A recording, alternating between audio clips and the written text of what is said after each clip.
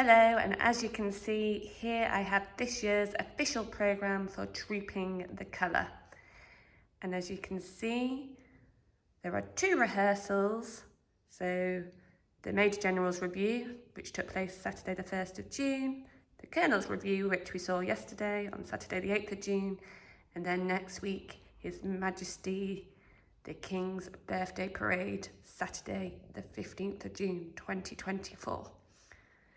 So we're going to take a look at this year's programme. So as you can see, there's a nice up-close shot of the colour which is to be trooped this year. And the foreword is written by Major General James Bucknall, who oversaw the troops yesterday as he stepped in for the Princess of Wales. So on the first page you have a history of the origin of the Trooping of the Colour, which is really interesting. It explains how the flags were used to identify different lords and barons, and then it was eventually the number was reduced to just 2 per regiment, and there became a ceremony so that the troops recognised the flag, and it was called Trooping the Colour. Here's a picture from 1957 with Her Majesty Queen Elizabeth II inspecting the troops. So this year, it's the turn of the No. 9 Company Irish Guards to troop the colour of the 2nd Battalion. So it explains a bit about their colour and how the first occasion when their colour was presented was by King George VI on the 14th of February 1940. And this is the first time that a colour of the 2nd Battalion Irish Guards has ever been trooped. Another picture of Her Majesty, well, Her late Majesty. On this page, you have the instructions for the table of compliments. So it explains, if you're lucky enough to attend, what you must do. So at certain points you have to stand up,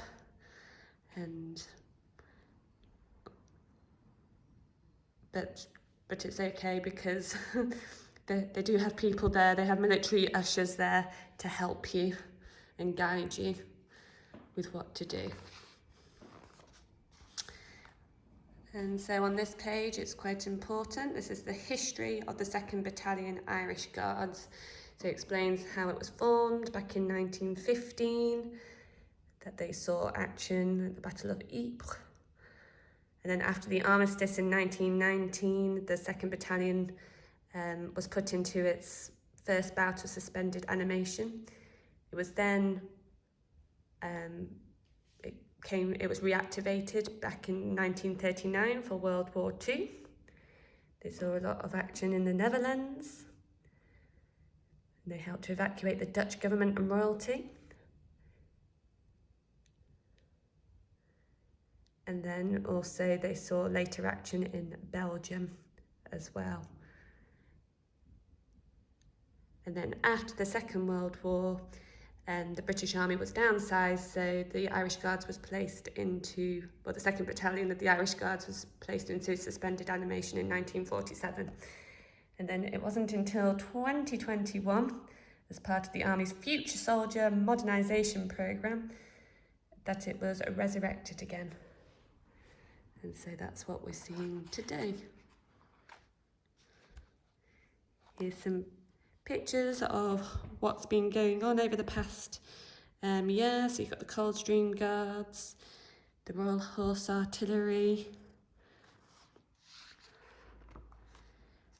and then you've got the list of the royal procession, so who will be there next week on the 15th of June 2024. This year it doesn't list out the royal colonels, so I'm sort of wondering maybe they're not going to be there. Maybe they were there last year because it was coronation year and the the King's first birthday parade, but if anyone has any further insight into that, I'd be very interested. And then on this page, you've got all the officers, warrant officers and colour sergeants who were involved in the parade. I have to say I love this page. I find it very useful. So it really explains who makes up all the household divisions. So you've got the household cavalry, the lifeguards with their white plumes, and the blues and royals with their red plumes, the corresponding uniform. Then the King's Troop Royal Horse Artillery. And then here you've got the foot guards. So the Grenadiers, they have single buttons and a white plume. The Scots Guards, they have buttons in 3s but no plume. The Welsh Guards have buttons in 5s and white and green plume. The Irish Guards have buttons in 4s, and they have the St. Patrick's blue plume. And then the Coldstream Guards, and they have buttons in pairs and a red plume. So there's all this attention to detail which you might otherwise miss. I mean, I know I certainly, before I started investigating more, just thought they were all the same soldiers with their red coats and their black bearskin hats. So it has been quite an education for me too. This is a little bit about the bands and the music. So you've got Captain Peter Bryden, who's the director of the music, and then a little bit about 2 other personalities on parade. That's a lovely one, got the mounted bands. Then we go into the ceremony itself. So it explains who is on parade. So the foot guards, the mass bands, the Sovereign's escort, the mounted band, the King's troop, and then next week there will be the street liners as well for the King's birthday parade. And it explains the sequence of events, which is very useful. So you have the march on, where all the 6 guards arrive at Horse Guards Parade, and then the King's Troop Royal Artillery arrive, and the members of the royal family usually arrive. This is then followed by the arrival of the Sovereign, and he is flanked by the household cavalry and mounted band. He then moves on to the inspection of the line by the King next week. And then we have the mass bands who troop. They perform a sleigh march and a quick march. And then we move on to the next section where a lane drummer plays a drummer's call, which prompts the escort to move forward to collect the colour. So then you have the collection of the colour to be trooped. And then this is followed by the trooping of the colour through the ranks, which is what this is all about. Some wonderful pictures as well. The next section is, I think, one of the most impressive bits. Well, I really enjoyed the music and it's fabulous to see. But you have the march past by the foot guards to begin with, in slow march and quick march. And then you have the ride past by the mounted troops. And you have the slow walk, and then followed by the trot, which is always quite exciting and exhilarating. And then everything is tied up and we have the march off. So this starts with the household cavalry, and then you have the Sovereign and the royal party, and then it's followed by the mass bands and the foot guards. So next week, this explains that after the ceremony at Horse Guards Parade, there is more of a ceremony at Buckingham Palace, where His Majesty the King waits in the forecourt. And you have the front division of the escort who enter Buckingham Palace, and they prepare for a changing of the guard ceremony to take place.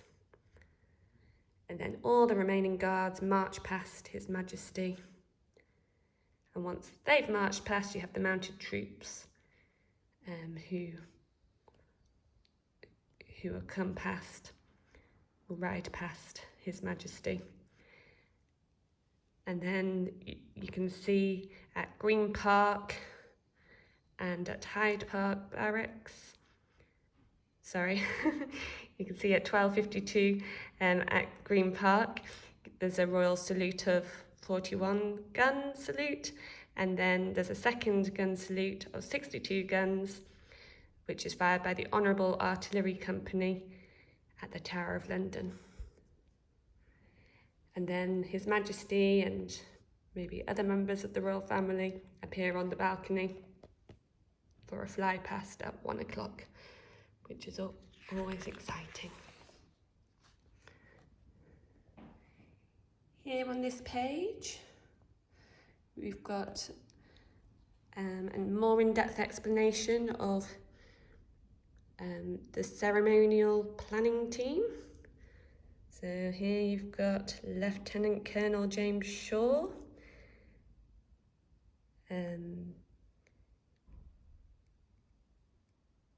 followed by the Garrison Sergeant Major, Andrew Stokes. And he coordinates the King's Birthday Parade, ensuring all the meticulous attention to detail and precise signalling to the parade commanders. Here you've got Major Paul Fagan, and then Captain George Lane Fox, so he has to ensure that the royal procession is released at exactly the right time, so quite a responsibility. And then down here you've got the Superintendent Clerk, David George Roper, who is in charge of overseeing the guests' entrance into Horse Guard Parade. And some of the horses on parade. So I think we saw some last year as well, Sovereign Shadow and George certainly. But such wonderful, wonderful horses. It amazes me how they stand so well for such a long time. And this is a lovely page. It's the programme of music, which is really important, really brings to life the whole ceremony. Here we've got some more personalities on parade. So who the field officer is, the major on parade.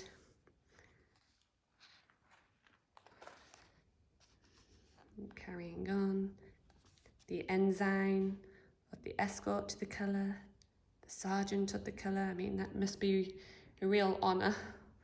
Oh, and then the youngest guardsman on parade. Oh, and then for the Irish Guards, you've got obviously the mascot, Seamus, and his handler.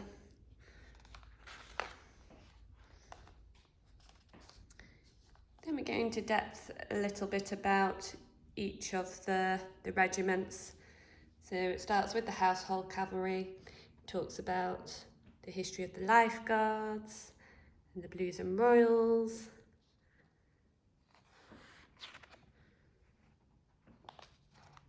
And then the same for the Royal Artillery. And then it goes through each of the Foot Guards. So it starts with the Grenadier Guards, onto the Coldstream Guards, the Scots Guards over here,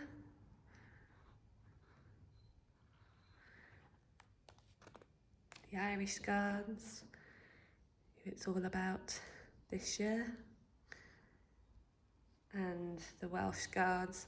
And it's really interesting to read what they do over the year, because we're not often aware well, I personally am not often aware of where they are around the world and how much they do. And then this is followed by the London Central Garrison Headquarters, the Nijmegen Company Grenadier Guards, the No. 7 Company Coldstream Guards, F Company Scots Guards.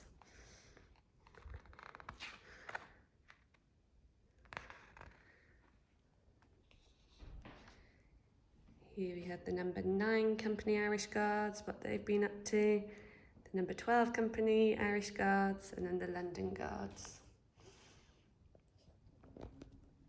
So it's really nice to have an insight into what happens throughout the year. And then it talks about the mass bands of the Household Division. So you've got the band of the Household Cavalry, and then the bands of the Guards Division. So it's a really, really informative programme. I must point out the military musical spectacular celebration. I went for the first time last year, and I have to say it was fabulous. So that's taking place this year on the 16th, 17th and 18th of July. I do believe that the week before, on the 11th and 12th, there is a beating retreat for the Royal Marines as well, which takes place at Horse Guards Parade. So maybe have a look if you're interested. And on the back, oh look, that's on Whitehall. That must be Remembrance Day. So there you go. There's this year's programme for Trooping the Colour 2024. Do let me know if you want any further information.